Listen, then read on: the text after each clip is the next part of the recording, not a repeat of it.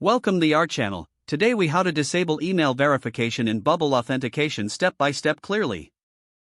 Open your Bubble application editor. Navigate to the Data tab on the left sidebar. Select the user data type from the list.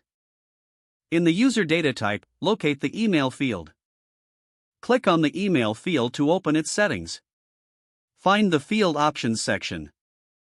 Uncheck the box labeled "This field is required." Scroll to the API section. Make sure this field can be empty is checked.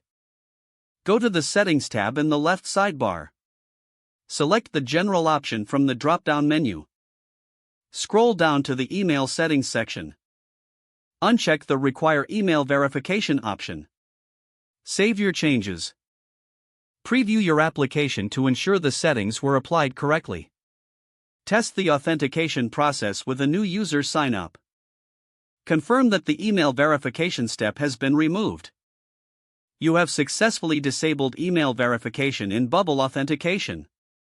If the page does not load, refresh the browser or try again in a private or incognito window. Make sure you are using the correct email address, then retype it carefully to avoid small typos. If your password is not accepted, use the reset option and create a new strong password you can remember.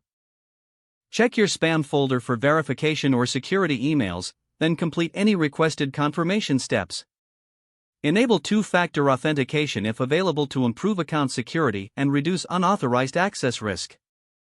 After signing in, review your profile details so your contact information and settings are accurate and current. If you see an error message, note it down and try again after restarting your device and internet connection. Log out when you finish, especially on shared devices, to keep your account and payment information secure. If the page does not load, refresh the browser or try again in a private or incognito window. Make sure you are using the correct email address, then retype it carefully to avoid small. If your password is not accepted, use the reset option and create a new strong password you can remember.